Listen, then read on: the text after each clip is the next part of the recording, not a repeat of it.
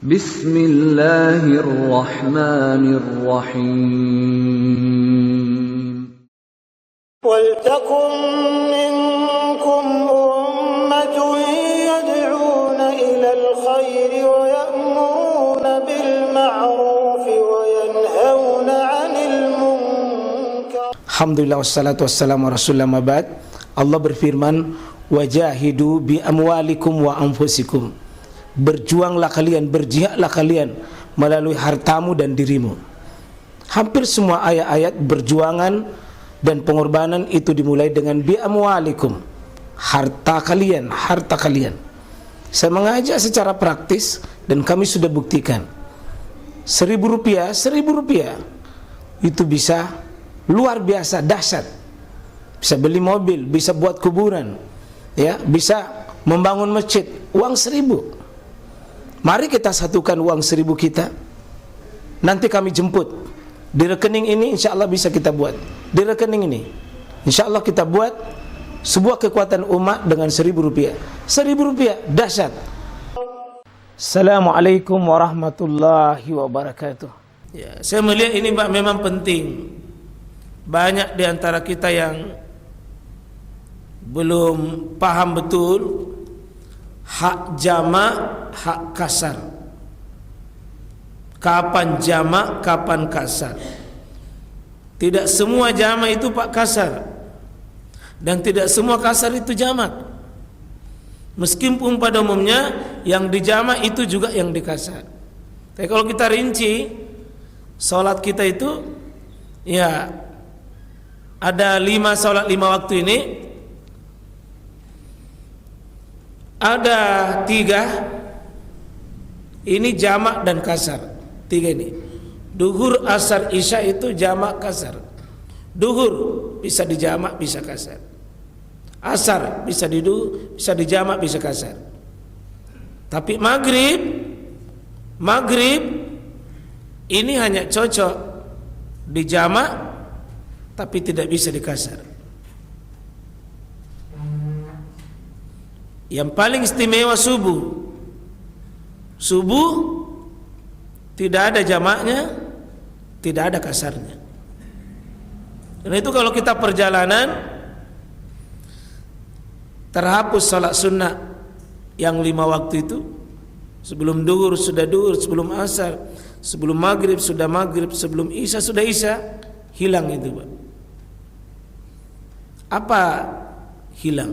Logikanya, jangankan sunnah, yang wajib saja, dikurangi, didiskon 50%, yakni 4 menjadi 2. 4 menjadi 2. Kalau yang wajib saja didiskon, tentu yang sunnah itu ditinggalkan dan pahalanya tetap mengalir. Jadi ada namanya Pak, tidak dikerjakan tapi dapat pahala. Seperti kasus idza kana al-abdu musafiran, apabila seorang hamba itu musafir, kutiba lahu muqiman, dicatat baginya seperti seorang yang tidak musafir.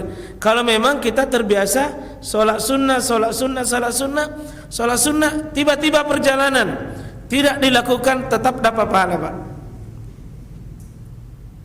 Tetap dapat pahala.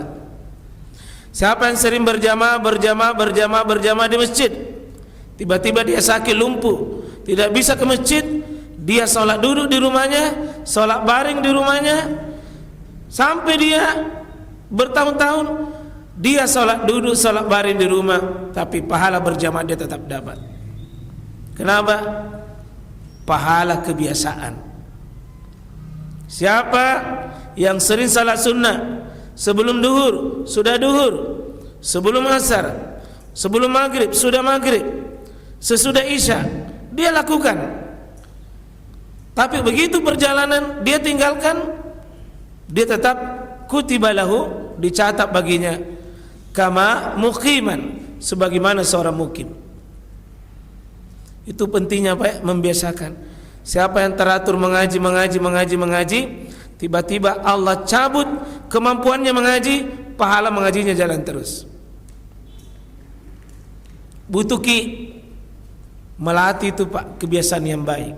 Tiba-tiba fisik ini mengalah, tubuh ini tidak sanggup lagi hadirkan kebaikan, apa yang sudah terbiasa dulu tetap jalan pahalanya. Tetap jalan pahala. Yang penting rutin.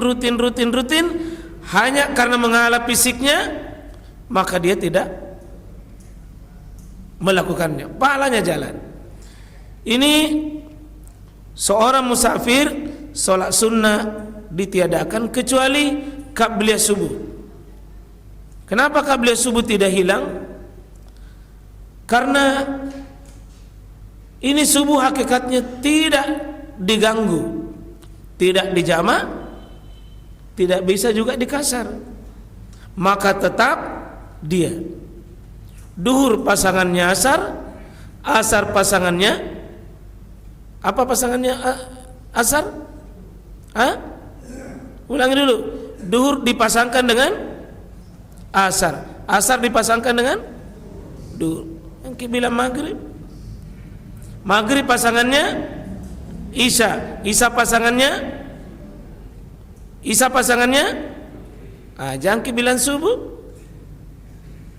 Maghrib dipasangkan begini namanya jam'u. Bahasa Indonesianya jamak. Di jam'u, dikumpul. Sesuatu yang berpisah disatukan.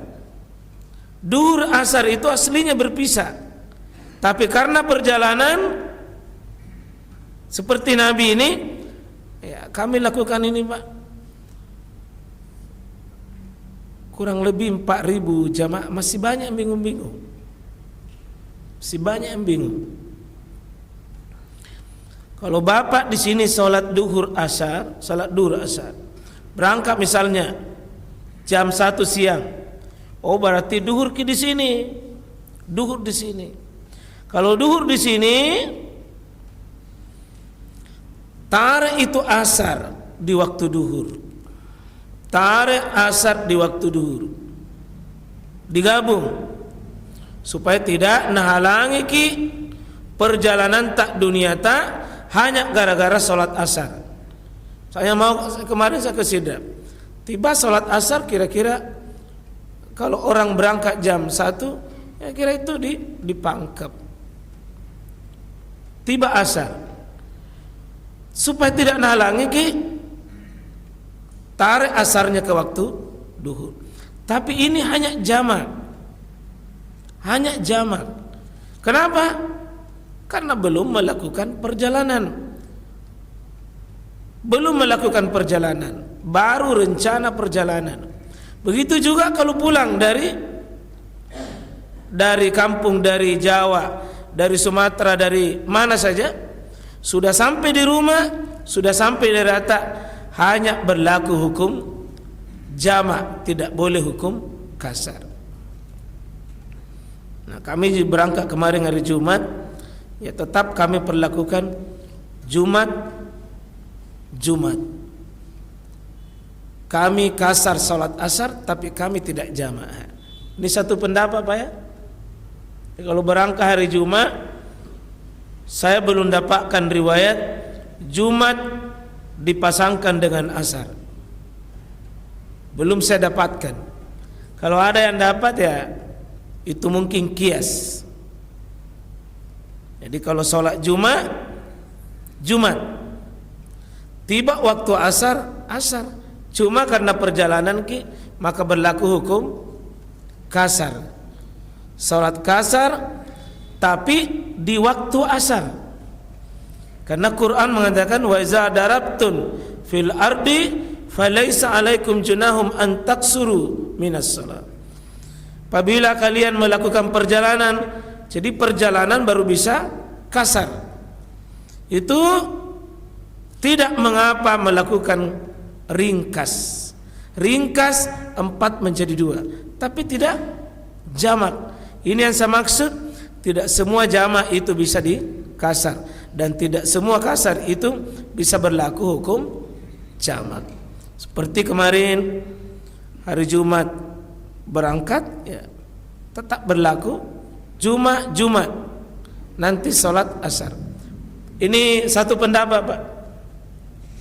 Meskipun sebagian ulama seperti Imam As-Suyuti, kalau anda perjalanan, ya niatkan sojak duhur, begitu anda sholat duhur langsung bisa sholat asar sesudahnya, karena tidak wajib Jumat.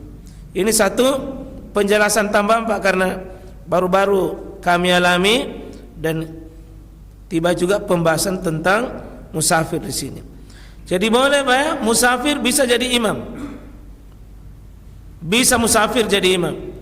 Cuma makmumnya yang tambahi. Kalau kita ikut sama orang mukim, kita yang tambahi. Kita yang tambahi. 2 seharusnya, tapi karena ikut sama imam kasih cukup 4. Sebaliknya, imam ini memimpin musafir, ya, maka biasanya 4, tapi karena cuma musafir cukup 2. Ini yang di belakang, ya, tambahi.